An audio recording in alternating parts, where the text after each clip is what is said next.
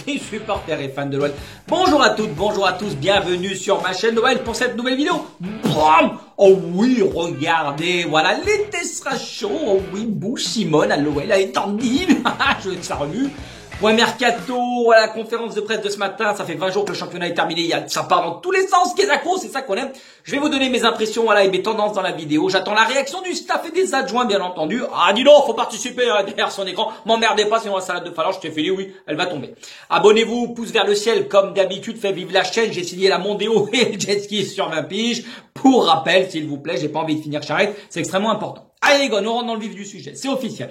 On va passer sous pavillon américain, place à la malbouffe et aux autres boissons gazeuses. Je suis excédé. C'est pas bon. Juste avant l'été, c'est pas malin. Faut pas oublier les recommandations de l'État. Attention, s'il vous plaît, vous suivez 76 fruits et légumes par jour. Important. Et mais les ricains, c'est pas que Chuck Norris, Rocky ou la country avec des Santiago. Il y en a qui chient l'oseille et des dollars. Pas des pétrodollars, les gars. Donc tant que c'est que ça, ma foi, c'est pas grave, c'est un mal pour un bien. Je vous mets une petite photo de l'actionnariat de l'OL, comment ça se goupille. Donc là, en l'occurrence, pour rappel, ceux qui sont à la traîne, il y a la voiture balai qui passe dans un petit quart d'heure. IDG, donc le fonds d'investissement chinois, épaté, donc c'est Jérôme Sédou, qui représentait grosso modo 40% des parts de l'OL, respectivement 19,36 et 19,85%. Ils ont mis les voiles, ça dégage. C'était l'île de la tentation depuis le rachat, ça partait dans tous les sens. Oh, les deux parts qu'il fallait racheter, c'était bon. Foster Gillette, donc en pole position selon l'équipe, je vous mettrai l'article juste après. John Textor qui était le second, voilà, qui est le co-actionnaire de Crystal Palace. Et enfin Iconic Sport, un fonds d'investissement italo-californien qui est présent dans le capital des Milwaukee Bucks en NBA de Giannis Antetokounmpo. Pour ceux qui suivent, qui appréciaient le fait que Tipeee soit dans le game, mais l'offre, elle n'a pas filtré, donc pour l'instant, voilà, ils sont charrettes, ils sont merguez. Ah, c'est coton. Je me mets à l'anglais, les gars. C'est important, parce qu'il n'y aura pas meilleur moyen d'écrouler la buvette à la rentrée en Ligue 1, parce que Marseille, Bordeaux, Toulouse, Caen et là, en une semaine, Angers et le Red Star, qui sont passés sous pavillon américain avec des investisseurs qui se rabattent sur notre championnat parce qu'en Espagne, c'est compliqué. Les clubs appartiennent souvent aux socios. Donc là, c'est un système à part. Et hormis Malaga, l'émir, il est arrivé. Il a mis la clé sous la porte. En 3 ans, ça a été un fiasco absolu. Angleterre, c'est bouché. Allemagne, c'est encore un système différent. Donc, on se rabat sur le vivier et le terroir français. Cocorico! Crac, crac. Grosse possibilité de faire de l'oseille dans notre pays avec des joueurs très prometteurs Ligue 1, Ligue 2, on sait de quoi on parle. Par exemple, Ferland Mendy ou Tanguy Ndombele qu'on est allé chercher. Et nous, on a quand même d'excellentes infrastructures, donc c'est pour ça qu'ils se sont rabattus également sur l'OL.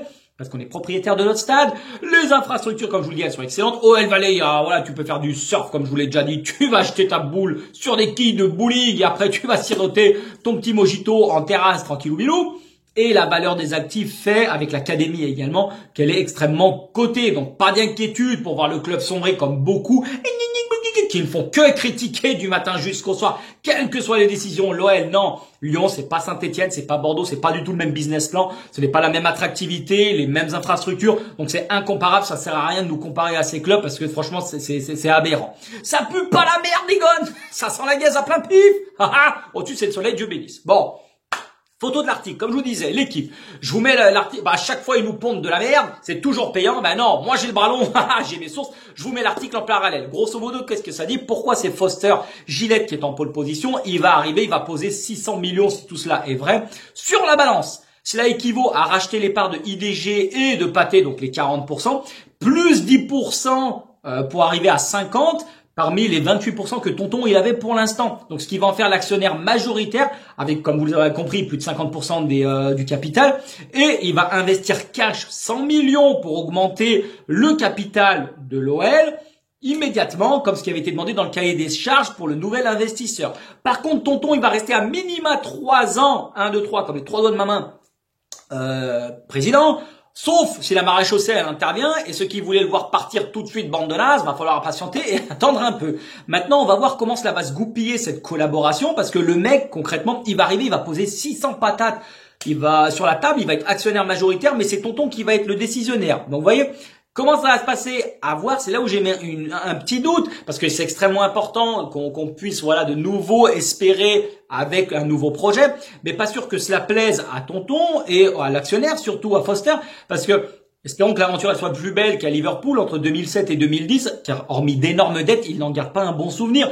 Il y a eu l'achat de Torres, Fernando, de son prénom, il l'a revendu à Chelsea, donc ça a été intéressant. Sinon, ça a été des dettes en veux-tu, en voilà, parce qu'il est arrivé, il a posé l'oseille, il a dit c'est simple, moi je mets autant d'argent, par contre, ça veut dire que je suis endetté, et vous me remettez, voilà, l'oseille dans la poche. Évidemment, les 600 qu'il va mettre avec nous, c'est un crédit. Je suis pas financier. Il y a des gens qui sont beaucoup plus doués que moi pour vous expliquer la situation. Mais il va pas poser ça et sortir ça de sa poche, hein, bien évidemment. Mais dans 3 ans, est-ce que tonton va vouloir rester? Est-ce qu'il va vouloir laisser passer la main? Est-ce que lui, il va bien s'entendre durant ces 3 années? Si ça chicore un peu, baf, il y a des bourre-pifs qui se perdent. Eh ben, est-ce que la collaboration, ça va pas partir en vrille et le mec va se casser, allez, ciao, bande de nazes, et va vouloir récupérer son oseille, ce qui nous mettrait dans la merde. Donc, on va voir comment ça va s'atteler, parce que travailler avec tonton, on sait que c'est compliqué, mais là, tonton, il sera pas en position de force, donc voir comment ça va se passer. Espérons pour le mieux, bien entendu, pour notre club. Mais c'est la première pierre du chantier que représente le renouveau de l'OL et qui va devoir nous permettre à court terme de redevenir le club ambitieux que nous devons d'être. Merde, c'est le berba, c'est le principal. On avait tout pour y parvenir seul, mais les résultats sportifs ont décliné à mesure que OL Valais, lui, s'est développé malheureusement. Donc faut pas se beurrer la face, les gars. On avait un grand besoin de réinjecter des liquidités car avec le Covid, ça nous a dessoudés.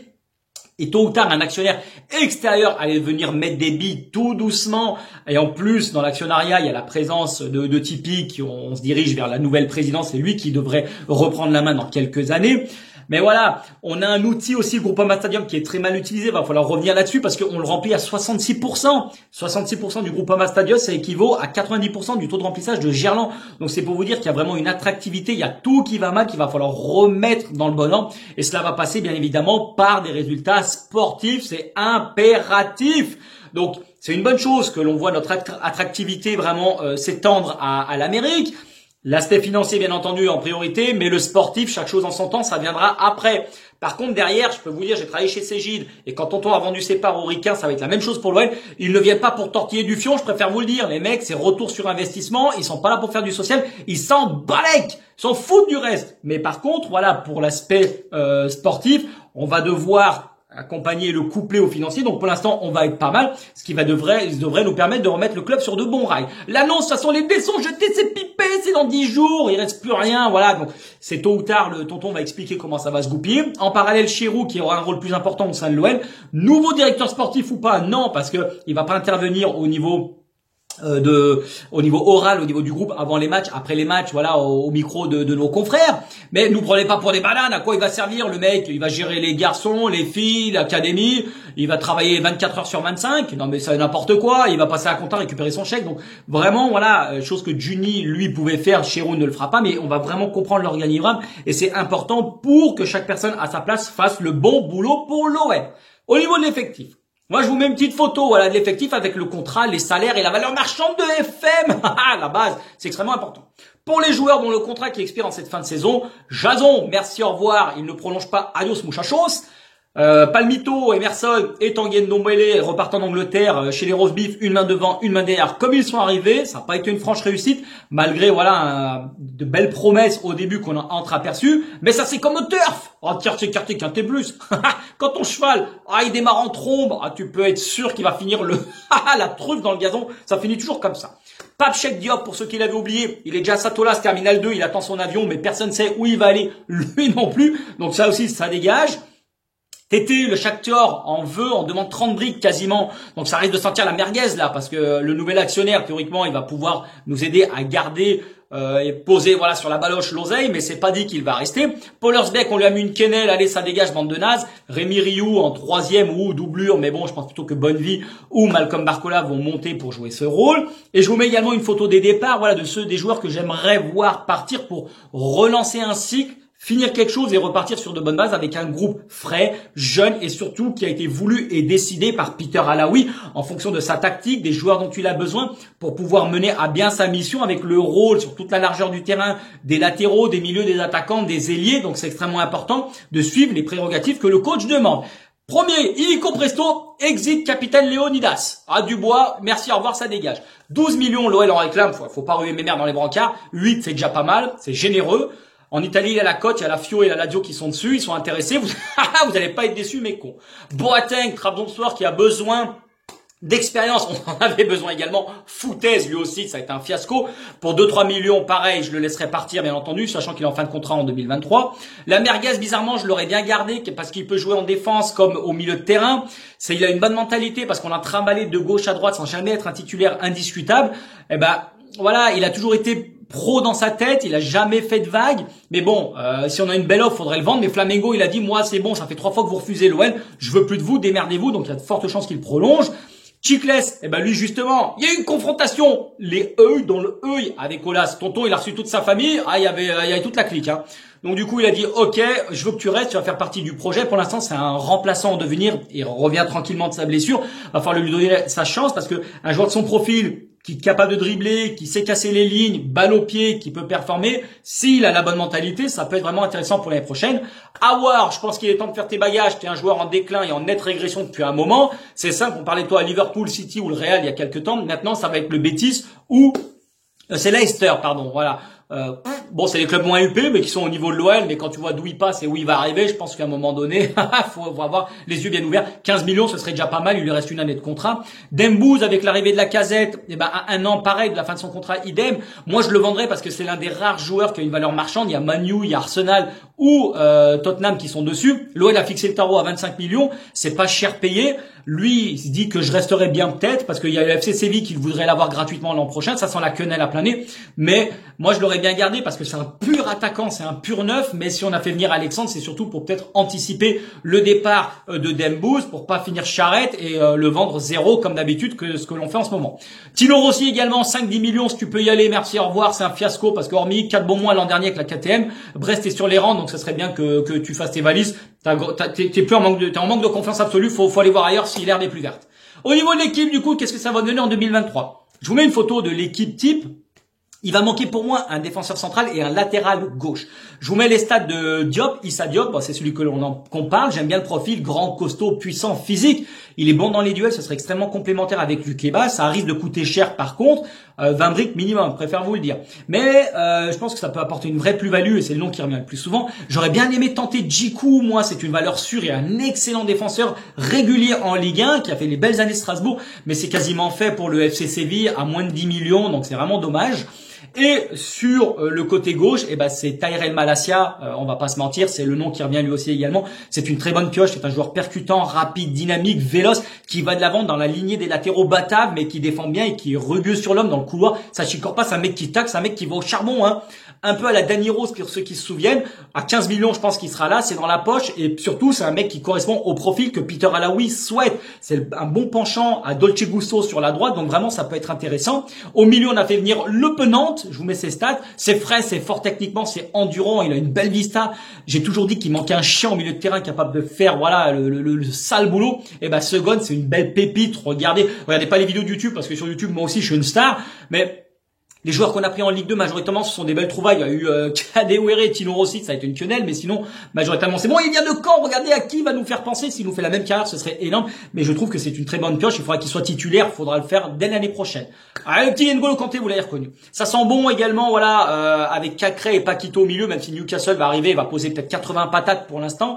Il est toujours là, le Paquito, mais je pense qu'il va partir, donc on verra plus tard pour son remplaçant. Magic Toko et Fèvre, je garderai parce que le premier, c'est régulier depuis son arrivée, même si techniquement, on est plus près de Gaël Dany que Malouda, mais c'est un mec qui lâche pas, qui marque ses buts, qui fait le taf. Et Fèvre, qui est un bon gon, il va faire la prépa avec nous. Ce sera un membre important de l'équipe l'année prochaine. Et enfin, pour finir, vous avez suivi la conférence de presse ce matin. Fallait sortir la Craftouz en grande pompe, hein, les gars. Il y avait la tournée Grand Duc, hein, il y avait tout le monde. Ça rangeait les babules, les babouches, pardon, et les mules. Anto Lopez qui signe, qui reste à l'OL, je trouve que c'est excellent jusqu'en 2025. C'est pour l'amour du maillot, c'est une bonne chose. La Hann, l'envie sincère de remettre l'OL à l'endroit, surtout que ça a été le meilleur gardien. T'aurais dû jouer 15 matchs, t'aurais été élu sûrement. J'étais pour le vendre l'année passée afin de relancer une dynamique à un poste clé, mais ses performances cette saison sont phénoménales. Il a prouvé qu'il en avait encore sur la semelle, et sans lui, on aurait terminé vraiment beaucoup plus loin au classement. Il nous a rapporté un nombre de points incalculable. Il a toujours cette rage et cette détermination. Il est encore jeune surtout, et j'espère qu'en prolongeant, il va pouvoir apporter la confiance qui est réciproque, avec l'OL, et surtout pour cette nouvelle génération, va falloir bien les encadrer et des mecs de caractère, surtout dans un vestiaire à l'OL et qui connaît la maison comme Anto Lopez, c'est extrêmement important. Il va finir sa carrière avec nous et pourquoi pas, il a sa place dans le 11 titulaire s'il reste sur les performances qu'il a faites. Et enfin Alex Lacazette, le retour de mon poteau. visite médicale, moins 50% sur le salaire, c'était les soldes, bien évidemment. Alex is back. Voilà, il est parmi nous. Les fans contents, pas contents. De toute façon, c'est toujours en train de geindre comme d'habitude. Il a un état d'esprit irréprochable. Il aurait pu signer ailleurs. Il revient chez nous pour peut-être finir sa carrière. Une dernière belle pige, il veut remettre l'OL au centre du village, c'est extrêmement important. C'est quand même 129 buts en 275 matchs sous les couleurs de l'OL. Et hormis cette saison, là, la dernière en première ligue, c'est plus de 10 buts minimum par championnat, par saison en première ligue. Faut pas se moucher du coude, 10 buts en première ligue, ça équivaut à 15 en championnat de Ligue 1. Donc s'il vous plaît, un peu de respect. C'est un mec qui a une très bonne mentalité, qui va être capable vraiment de tirer le groupe vers le haut, de prendre la parole. Il connaît la maison également. Et je pense que moi, je suis pas pour le retour des ex, mais Alex, c'est quand même autre chose. C'est un poste clé. C'est surtout un joueur qui va coller à la mentalité de Peter Bose, exactement. Donc voilà, c'est important qu'on ait ce genre de joueurs qui connaissent la maison, mais surtout, va falloir accompagner pour qu'il puisse réussir, voilà, son comeback de joueurs extrêmement performants autour de lui. Donc, on construit pas une équipe sur un seul joueur. Il faut des mecs autour capables d'alimenter un système de jeu. Mais ça, on y reviendra plus tard. Et je pense qu'Alex est une bonne pioche. Et ça nous fait vraiment du baume au cœur. Ça nous redonne un peu le sourire en se disant que l'OL est attractif. Et on est capable de retourner charbonner illico presto dès l'année prochaine. Voilà, les gars, c'est tout pour aujourd'hui. J'espère que la vidéo vous a plu. Donnez-moi vos commentaires. Dites-moi ce que vous en pensez au niveau, voilà, de tout ce qui se passe en ce moment au niveau de l'OL. L'OL est et restera une formidable raison d'être heureux. On se retrouve la semaine prochaine pour une nouvelle vidéo. D'ici là, portez-vous bien. Belle journée, il fait beau, sortez les gamins et arrêtez de m'emmerder. Allez, foutez-moi le camp, ça dégage.